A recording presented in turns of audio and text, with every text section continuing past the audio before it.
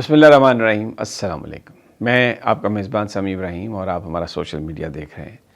دو تین خبریں اس وقت سوشل میڈیا پر چھائی ہوئی ہیں۔ مین سٹریم پر تو خیر ذکر کم ہے ان کا، لیکن سوشل میڈیا اس کو ڈسکس کر رہا ہے، عام آدمی ان خبروں کو ڈسکس کر رہا ہے۔ ایک تو جو نئے سال کی تقریبات تھی پارک ویو سوسائٹی اسلام آباد، وہاں پر جو ہلہ گلہ ہوا اس پر بڑی بات چیت ہو رہی ہے، اس پر بڑے بڑے الزامات بھی لگائے جا رہے ہیں، بڑی ججمنٹل سٹیٹمنٹس اس میں آ رہی ہیں، اس پر ہم بات کریں گے۔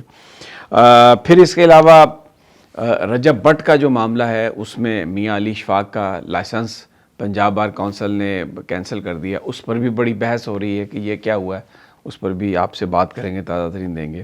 اور پھر زورین نظامانی نوجوان پی ایچ ڈی اسٹوڈنٹ امریکہ کے، ان کا ایک کالم جو بظاہر جو ایکسپریس نیوز ہے اس میں چھپا، لیکن اس کو پھر ڈیلیٹ کروا دیا گیا حکومت کے پریشر پر، کچھ لوگ کہہ رہے ہیں اسٹیبلشمنٹ کے پریشر پر۔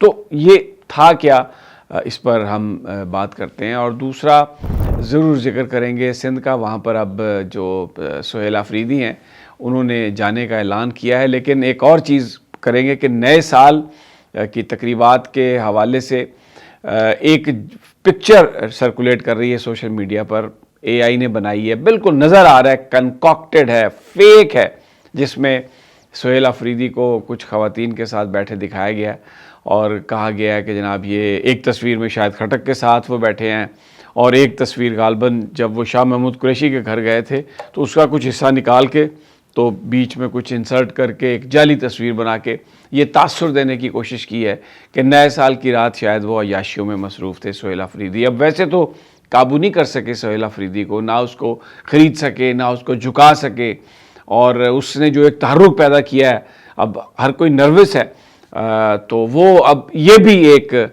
پرانا جو ایک طریقہ ہے بدنام کرنے کا وہ بھی آزمانے کی کوشش کی جا رہی ہے۔ بہرحال سب سے پہلے پارک ویو پر جو ہنگامہ ہوا، یہ سوسائٹی ہے علیم خان صاحب کی، جو اس وقت وزیر ہیں وفاق کے، اور جن کا اب شریف خاندان کے ساتھ بڑا پولیٹیکل ایک ان کا تعلق ہے۔ یہ پارک ویو سوسائٹی لاہور میں، جب آپ کو پتہ ہے فلڈ آیا تھا تو تب بھی پانی گھس گیا تھا اس سوسائٹی کے اندر، دریا کے اندر مبینہ طور پر بنائی ہوئی تھی انہوں نے، اور پھر جن لوگوں نے اس کو ہائی لائٹ کیا ان کو یوٹیوبرز کو مارا پیٹا بھی گیا مبینہ طور پر، اور پھر کچھ کیرٹ اینڈ سٹک، کچھ کو پیسے دیے گئے، کچھ کو پھر بڑے بڑے جو میں نام نہیں لیتا ان اینکرز کا جو بڑے مشہور ہیں ماشاءاللہ، جب ان کے پاس یہ آئے تو بڑا بات کرتے ہیں وہ، تو انہوں نے اس کو بڑا سپورٹ کیا۔ لیکن وہاں پر جو کسی کا نقصان ہوا، جو میرے پاس ابھی تک کوئی اطلاع نہیں کہ کسی کا نقصان پورا کیا گیا، کیونکہ بہرحال علیم خان صاحب وزیر ہیں۔ پھر ایک ویڈیو علیم خان صاحب کی ادھر اسلام آباد پارک ویو سوسائٹی کی آئی تھی، جس میں ان کے گارڈز لوگوں کو مار رہے تھے، اس لیے مار رہے تھے کہ انہوں نے فیس بڑھا دی، خود ہی اس کی کاسٹ بڑھا دی، اور جو آئے لوگ پرانی کاسٹ پہ لینے کے لیے، تو ان کے ساتھ جب انہوں نے احتجاج کیا تو ان کو جو مارا پیٹا گیا، وہ سوشل میڈیا پر ویڈیوز پڑی ہیں۔ میں وہ ویڈیو چلا نہیں رہا اس لیے کہ میں کوئی کیمپین نہیں کر رہا، میں یہ صرف ریفرنس کے حساب سے بات کر رہا ہوں۔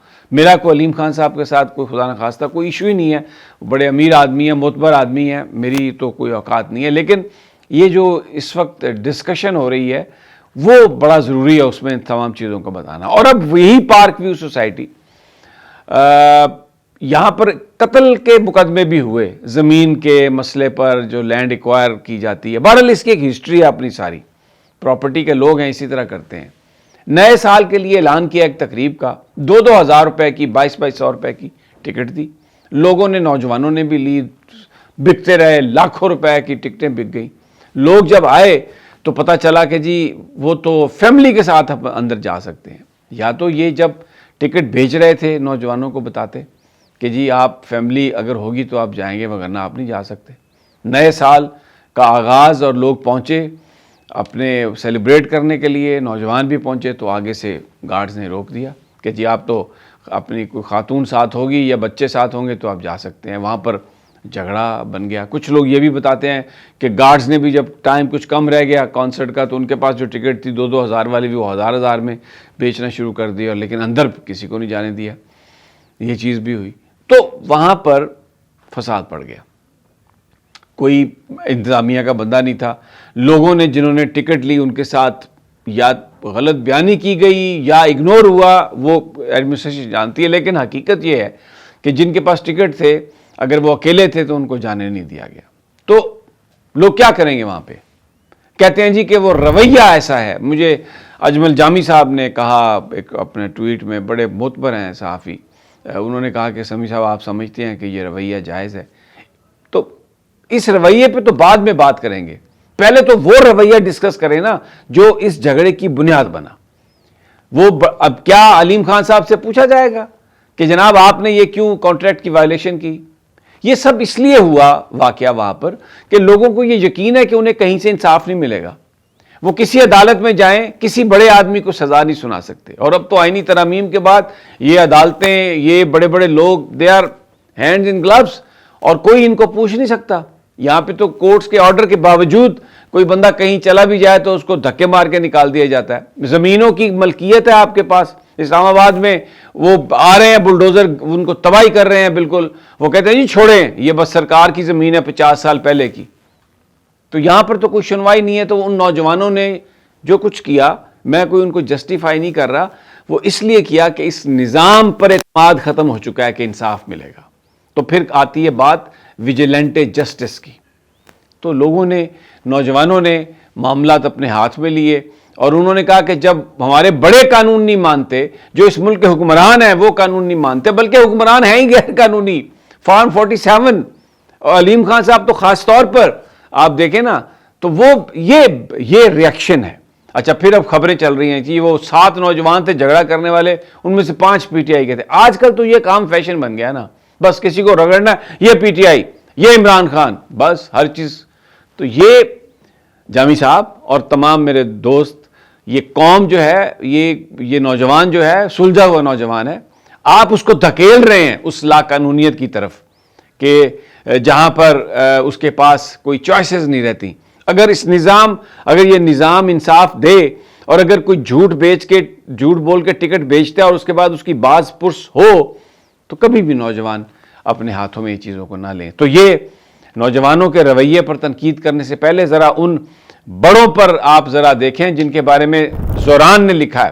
زوران نظامانی PhD اسٹوڈنٹ نے, بھائی آپ کا ماحول ختم ہو گیا, آپ لوگوں کو بیوقوف نہیں بنا سکتے. اب مختلف چیزوں کے نام پر مختلف جو ایشوز ہیں ان کو آپ بالکل, یہ ویسے ہی ہے جیسے ضیاء الحق صاحب کا ریفرینڈم تھا کہ اگر آپ اسلام پر یقین رکھتے ہیں اور اگر آپ سمجھتے ہیں کہ ملک کا اسلامی نظام ہو, تو اگر آپ نے اس پہ ہاں میں جواب دیے تو اس کا مطلب ہے ضیاء الحق صاحب 5 سال کے لیے صدر ہیں. وہ ریفرینڈم, تو یہ آج کل اس طرح کی کوئی بھی چیز ہو اس میں کبھی کسی ایشو کو اٹھا لیتے ہیں, کسی سینسٹیو ایشو کو اٹھا کے, تو وہ اپنے مخالفین کی زبان بند, یعنی خود سارا کام جھوٹ کی بنیاد پر کرنا اور دوسرے کو جو کچھ اس چیز کو پوائنٹ آؤٹ کر رہا ہے کہ آپ جھوٹ بول رہے ہیں اس کو آپ نے مار کے پھینک دینا ہے. تو پھر یہی ہوگا جو ہو رہا ہے. تو یہ اپنے رویے ان لوگوں کو ٹھیک کرنے کی ضرورت ہے. نوجوان جو ہیں ان کے رویے بالکل بھرے ہوئے ہیں جذبات سے, اور اگر یہاں پر نظام میں کانفیڈنس ریسٹور نہیں ہوا تو واقعی یہ لوگ باہر چلے جائیں گے. یہ تصویریں دیکھیں ایمبیسیز کے سامنے قطاریں لگی ہوئی ہیں, ہزاروں کی تعداد میں یہ لوگ یہ باہر جا رہے ہیں. یہاں پر ان کا نظام ختم, ان کا اعتماد نہیں رہا اس سسٹم میں. دس از ویری امپورٹنٹ. اچھا جی, اب آ جائیے آپ.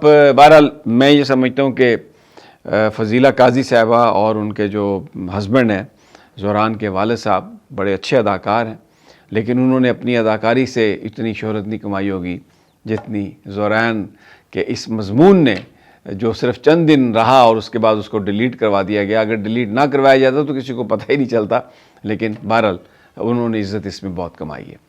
اب جناب رجب بٹ صاحب کا معاملہ, میاں علی اشفاق اور رجب بٹ کراچی کی عدالت میں گئے, وہاں پر وکلاء نے جو کچھ کیا, اس کے بعد جب انہوں نے پرچہ درج کروایا تو وہ پنجاب بار کونسل نے کراچی بار ایسوسی ایشن کی درخواست پر ان کا لائسنس سسپینڈ کر دیا. میں پہلے دن سے ایک بات کہتا ہوں, وکیلوں کے جنہوں نے رجب بٹ پہ حملہ کیا ان کے دل دکھے ہوئے ہوں گے. میں ان کو یہ نہیں کہتا کہ ان کو کوئی افسوس نہیں تھا, لیکن آپ قانون تو ہاتھ میں نہیں لے سکتے یار, قانون تو نہیں لے سکتے نا آپ ہاتھ میں. پھر دوسری بات یہ ہے کہ میاں علی اشفاق نے تو کسی پہ حملہ نہیں کیا, وہ تو کہہ رہا تھا کہ آپ نے زیادتی کی ہے, تو اس کا لائسنس ہی سسپینڈ کرا دیا. اور جو مار رہے تھے, جو حملہ کرا جنہوں نے کیا, اب معزز وکیل ہیں, وہ بھی نوجوان ہیں, میں بڑی رسپیکٹ کرتا ہوں ان کی, میرا کوئی اس میں ذاتی عمل دخل نہیں ہے, میں نہ رجب بٹ صاحب سے ملا ہوں نہ دوسروں سے, لیکن قانون کو تو اپنے ہاتھ میں نہیں لینا چاہیے, خاص طور پر جو آفیسرز آف کورٹ ہوں, جو آفیسرز آف لا ہوں. کالا کوٹ بڑا احترام ہے ان کا وکلاء کا یار, بلکہ اس وقت پوری قوم ان کی طرف دیکھ رہی ہے کہ وہی نکلیں گے آگے, اور اس ملک میں جو اس وقت آئین کے ساتھ کھلواڑ کیا جا رہا ہے اس سے اس قوم کو نجات دلائیں گے. تو یہ بہرحال پھر وہی بات, زوران نظامانی نے یہی ذکر کیا کہ یہ جو بومرز ہیں, جو بیسیکلی بومرز کون ہیں پہلے یہ بھی تو آپ کو پتہ ہونا چاہیے. ورلڈ وار 2 کے بعد جب فوجی واپس آئے تو پھر فیملیز کے ساتھ رہے, تو اس میں بچوں کی بڑی تعداد آئی جناب, اللہ تعالیٰ کی طرف سے پیدا ہوئے. اس کو وہ جنریشن تھی بڑی, اس کو کہتے تھے بومرز. ابھی جن کی ایج آپ سمجھیں کہ 60 62 64 سال کی ایج ہے, وہ ان کو بومرز کہتے ہیں. اور بھی بڑے ملینیلز اور سائلنٹ جنریشن اور جینزیز, وہ سارا, لیکن وہ پھر کسی دن بات کریں گے وہ سب کیا چیزیں ہیں. تو یہ پھر وہی بات ہے, نظامانی کی بات جو ہے نا وہ بالکل درست ہے کہ پرانے بوڑھے یہ جو ہے نا وہ باتیں نہیں چلیں گی. نوجوان انٹرنیٹ کی وجہ سے ان کے پاس بڑی انفارمیشن ہے, ان کی سینس بھی زیادہ ہے, اب وہ بیوقوف نہیں بنتے. نعروں سے اور آپ گانوں سے اور میوزک سے آپ ان کو بیوقوف نہیں بنا سکتے. اجازت اگلی ویڈیو تک, اللہ نے کے بعد.